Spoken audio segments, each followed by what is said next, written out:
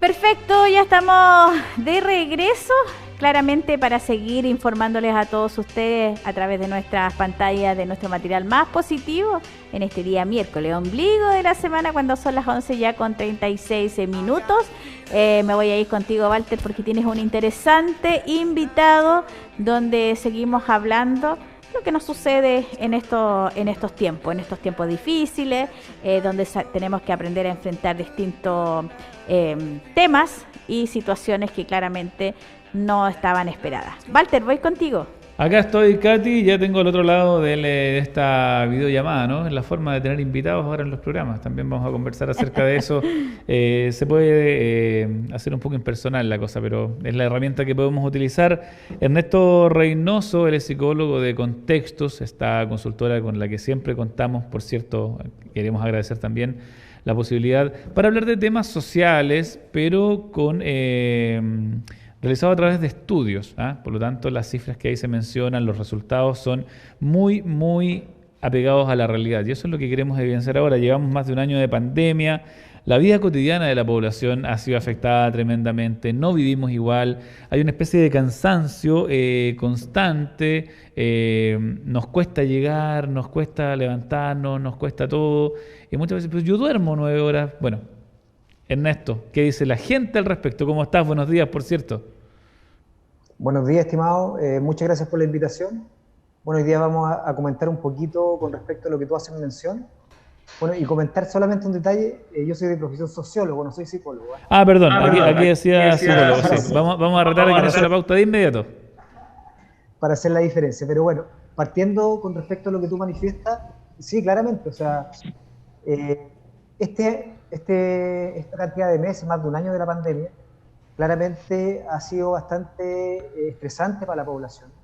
No ha sido fácil, más que nada porque vivimos un proceso más o menos largo en donde en una primera instancia, había una posición positiva en relación, por ejemplo, a los talquinos con respecto a la pandemia. Solamente haciendo alusión a un número, en el mes de febrero nosotros aplicamos una investigación en Talca y el 70% de los talquinos en aquella época se manifestaba a favor de las cuarentenas. Pero claramente, a medida que salimos de esa cuarentena y entramos a una tercera cuarentena ahora en el mes de abril, digamos, marzo-abril, claramente el ánimo no es el mismo, ¿ya? Y como tú bien dices, hay un cansancio, existe irritación en la población, incertidumbre, miedo, una serie de factores psicológicos asociados a la pandemia, en donde claramente se aprecia el desgaste evidente en la población y también desgaste también en la economía local, que es un aspecto súper notorio, digamos. Y que van de la mano también, ¿no? Hay, no sé, como un ahogo generalizado. ¿Cómo están viendo la pandemia hoy en día los talquinos? ¿Qué es lo que dicen de forma explícita? Estoy aburrido, estoy cansado, quiero que se acaben las cuarentenas. Sí. Bueno, en relación a los factores psicológicos, haciendo mención a lo que te hice alusión recién, irritación, ansiedad, cambio en el apetito. Por el tema del encierro, se genera mucha ansiedad.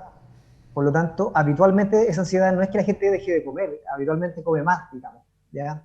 También con respecto al uso de sustancias lícitas y no ilícitas, por ejemplo, aumenta el consumo de alcohol, aumenta el consumo de tabaco, también aumenta el consumo de algunas drogas como relajantes musculares, ansiolíticos, que es un aspecto muy, muy relevante, y también el consumo de la droga, digamos, más blanda, entre comillas, que es la marihuana, que también está siendo bastante utilizada en un contexto de pasar un mejor espacio de pandemia. Pero en relación a eso, las principales preocupaciones de los talquinos, finalmente, para la gente que tiene trabajo es perder el trabajo, para la gente que no tiene trabajo es que se recupere la economía y poder recuperarlo en algún momento, ¿ya?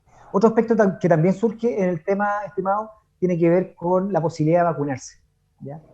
En este plan de vacunación también encontramos que ya desde la próxima semana empieza la vacunación bajo los 50 años, y en base a eso, ya no en junio, porque dijeron que se iba a aplazar el tiempo, muy probablemente sea en julio o septiembre, que se logre el tan esperado efecto rebaño, ¿no?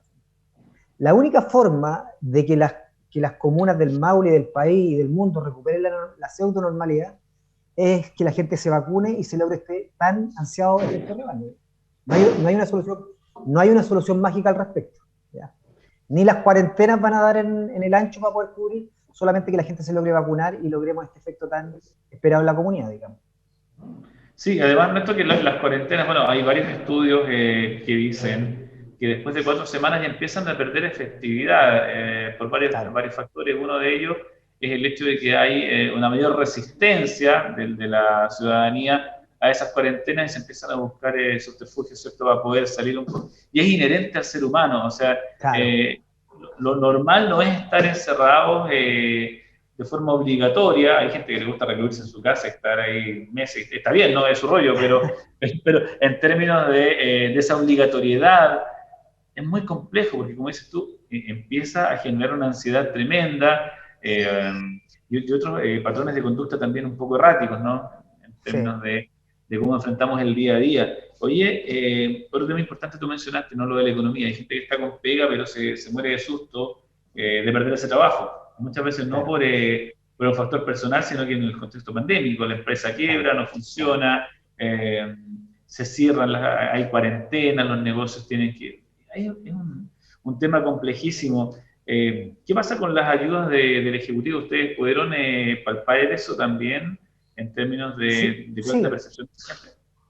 Bueno, en lo que se puede apreciar a nivel país y también a nivel local es que, bueno, la gente está altamente disconforme, digamos, con el rol del Ejecutivo, el rol del gobierno en este caso, porque básicamente si a mí me obligan a realizar una cuarentena, eh, también se espera que haya los soportes para que la gente no salga. ¿Ya? Ahora, mucha gente manifiesta, dice, la gente es irresponsable, por lo irresponsable están los contagios, y yo no creo en eso. Más que nada yo creo que la gente sale por la necesidad de poder subsistir y como se dice popularmente, de poder parar la olla. Claro. Ya no, si bien es cierto que hay un porcentaje de la población que se ha visto inmiscuida en fiestas clandestinas o hace deporte fuera del horario normal o anda sin permiso, son los menos. El grueso de la población se moviliza porque requiere subsistir, requiere poder avanzar y cuando no hay cobertura del gobierno, no hay un bono directo, no hay un bono universal, claramente la gente se ve la necesidad de poder salir a buscar el sustento para el día a día, digamos. ¿Ya? Claro, yo la verdad es que estoy bastante de acuerdo contigo, lo hemos planteado también en el programa desde esa perspectiva. No, no la gran población que se mueve cotidianamente es irresponsable, es un porcentaje menor. La mayoría de esa gente que se desplaza de un lugar a otro tiene que ir a trabajar, muchas veces a realizar trabajos informales. La región del Maule tiene esa característica lamentable también, ¿no? Por supuesto. Una, una región de muchas pegas informales y por lo tanto una gran parte de ese desplazamiento es de gente que va a trabajar. Entonces, por un lado, claro, nos encierran a todos, ¿cierto? Se tienen que quedar en casa, el toque de queda parte a las 9 Claro. y le dan. Pero mientras no haya un apoyo real hacia la ciudadanía, no podemos quedarnos en la casa. Igual hay que salir a Claro. trabajar. Claro, y disculpa, Luis, ¿no es cierto? Walter, Walter, disculpa. Walter, sí. en relación a ese punto, bueno, tú te equivocaste en mi profesión, yo me equivoqué en tu nombre, digamos, estamos No importa, empatados, ahora digamos. estamos jugando al mismo nivel, sí. Claro, pero Walter, volviendo a tu pregunta, te puedo manifestar que en una encuesta que salió el día domingo de la encuestadora nacional CADEM, arrojó que la aprobación del Ejecutivo ligado al manejo de la pandemia es menor a los 10 puntos, 9 puntos para ser exacto. ¿Ya? Y es sumamente llamativo porque la encuestadora que te da evolución se asume que es una empresa muy cercana al gobierno y ni siquiera para el estallido social hubo una valoración tan baja del gobierno, por lo tanto, esto también da cuenta de un muy mal manejo político y también, por ende, como hay un mal manejo político, esto deriva derechamente en la pandemia y en el tema sanitario. ¿Ya? Solamente un análisis tratando de ser lo más objetivo posible. Hay mucho palo de ciego en este tema, o sea, hay mucha improvisación, no se ve una política pública clara y un apoyo en la comunidad, porque como tú bien dices y como lo hemos conversado, es relevante que si a la gente se le pide estar en casa, hay una ayuda directa, sin filtro, sin mayores requerimientos burocráticos, sino que llegue directo a las cuentas de las personas, digamos. Claro, porque además de preocuparse de no contagiarte de COVID, te tienes que preocupar también, oye, habré hecho bien la postulación, le habré puesto 0 de nuevo Claro, al bono, me van a venir a buscar acá 5 furgones por 500 lucas, mientras otros... claro, Y da rabia eso, ¿no? Y la población también entra en esa catarsis finalmente. Oye, claro. chuta, a un empresario, a una gran empresa le condonan miles y miles de millones de pesos, yo por 500 lucas que a lo mejor lo necesitaba y erré en poner un cero ahí en la cuestión y prácticamente soy un delincuente para el Estado. Entonces, eso también es una bola de nieve. Muchas veces las indicaciones erráticas, oye, vamos a cerrar todos los negocios, no se puede vender nada. 2 horas después, no, era broma, perdón, nos equivocamos, un error de tipeo ahí. Hay Sí, desconfianza, disculpa. ¿no? Sí, Walter, y como tú dices, en un momento cuando partió este tema, la segunda ola, tuvo como una semana que era esencial y no esencial, no sé si te acuerdas. Los Sí, sí, sí, claro. supermercados no se podían vender ropa interior, calcetines, las botillerías eran esenciales o no. Entonces, ¿cuál es la sensación de la gente? Es que se va tomando la decisión a medida que esto va avanzando, no hay una política pública clara al respecto. Y como tú bien dices, también hay una sensación de impunidad. O sea, este concepto de desigualdad que partió para el estallido social también se ve muy fuertemente ahora en la pandemia. ¿Ya? Los sectores más afectados han sido los sectores más desposeídos. Y como tú bien dices hace un rato, la región del Maule se caracteriza por ser una región agrícola de servicio y hay mucho emprendedor, hay mucho trabajador independiente. Por lo tanto, claramente asume esta lógica claro, se ve como a la gente como un desorden, pero no es desorden, si lo miramos de manera más objetiva y de manera más empática también. Sí, yo creo que bueno, y hay un descontento en general del mundo político por el uso y abuso de los privilegios también de las instituciones. Por otra parte, hemos visto, te comento estos temas puntuales porque todo finalmente va echándole más granitos de sal a esta situación social, ¿no? A esta percepción que hay de la ciudadanía. Abusos de poder, no sé si tuviste 2 casos en que primero un integrante de la Policía Marítima le pone la rodilla en el cuello a una persona, abuso de poder en ese sentido, después 3 tipos agarran a golpes a una persona que iba un par de minutos atrasado en una franja que el mismo gobierno determinó para salir a hacer deporte. O sea, yo voy subiendo el cerro en bicicleta o voy a un lugar, me puedo atrasar un par de minutos. Claro, claro. Es que yo creo que, Walter, en relación a lo que tú dices, yo creo que es un tema de criterio. ¿Ah? Si bien es cierto la ley no habla de aspectos de ambigüedad, eso no es. También yo creo que tiene que haber mucho manejo de criterios, sobre todo en un contexto de pandemia. O sea, que la gente se demore 15 minutos más en la franja horaria de deporte no tiene ningún tema de fondo. O sea, la misma gente lo verbaliza. Bueno, tenemos temas de seguridad pública que no son cubiertos, pero hoy día a 3 personas que se juntaron a tomarse un trago un día domingo salen en las redes sociales como que fueran delincuentes y el tema, por ejemplo, la droga o el tema de los robos contra la propiedad siguen ocurriendo. Entonces, se ha cambiado el giro, pero yo creo que hay que tomarse las cosas como son. O sea, como tú bien dices, falta un criterio más amplio, un criterio más empático y de repente tener las manos más duras con cosas que sí son complejas, evasión en el tema económico o delincuencia como tal, digamos. Oye, estamos a puertas, ahora sí que sí, de una elección.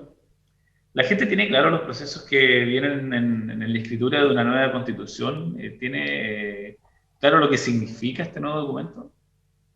Bueno, nosotros hemos estado junto al equipo de Contextus invitados a varios programas de análisis sobre este tema y hemos podido ver desde que partió esto, desde diciembre, que el tema en alguna medida, estimado, se ha ido diluyendo. ¿Ya? El tema de los constituyentes se ha ido diluyendo por 2 factores esenciales. Primero, sin lugar a dudas, por la pandemia, por lo que estamos reunidos ahora conversando, porque la gente ha focalizado su interés en no contagiarse, en vacunarse, en no perder empleo, que es como lo sustancial. Pero además de eso se da que se ha producido un cierto desorden en la conformación del proceso constituyente. Primero, hay poca información, el tema de la franja fue muy, muy difuso. Segundo, hay una cantidad enorme de candidatos, enorme, hay un mar humano de candidatos. El otro día estábamos conversando en un programa que muy probablemente la plantilla de votación de los constituyentes sea un diario un mercurio gigante, en donde la gente no sepa por quién votar. Por lo tanto, además de ser poca información, hay mucho candidato. Y muy probablemente el ímpetu de ir a votar sea totalmente distinto a lo que ocurrió en octubre del año pasado. ¿Ya? Y eso claro, lo voy a explicar en un dato que tengo un poquito más adelante. Oye, sí, pues claro, es importante el análisis que haces porque ha cambiado el foco de lo que es importante y lo que ya no lo es tanto, ¿no? Luego del estallido social, el ánimo estaba muy caldeado y la gente lo único que quería era escribir una nueva carta fundamental. Claro. Pero ahora, claro, parece que lo más importante es sobrevivir y con justa razón. La gente está informada de lo que ustedes pudieron recolectar ahí también la información de sus Sí, mira, candidatos constituyentes, ¿los conocen? no, en el tema constituyente pasa algo bastante particular, porque si bien es cierto que en un momento existió mucho ímpetu con respecto al proceso en octubre, este tema como se ha ido diluyendo en alguna medida lo han tomado los partidos, o se han integrado rostros conocidos del mundo público. El ciudadano de a pie, digamos, está en desmedro, por lo tanto, esa lógica más de las bases se ha ido perdiendo. Y la gente lo ha ido percibiendo como tal, ¿eh? En donde quizás los grupos políticos más fuertes han ido apoderando este proceso. Y además, como te dije recién, hay mucho candidato. Y el otro elemento bastante complejo, que cuando haya la elección en 2 semanas más aproximadamente, si no ocurre nada nuevo, digamos, va a haber elección de gobernador, de concejal, de alcalde y de constituyente. O sea, hay 4 elecciones en una, y paralelamente, primera vez en la historia, van a haber 2 días de votación, que va a ser el 15 y 16 de mayo, o sea, el sábado y el domingo. Por lo tanto, lo positivo es que no se va a aglomerar la gente a votar, eso es lo positivo, en el tema sanitario.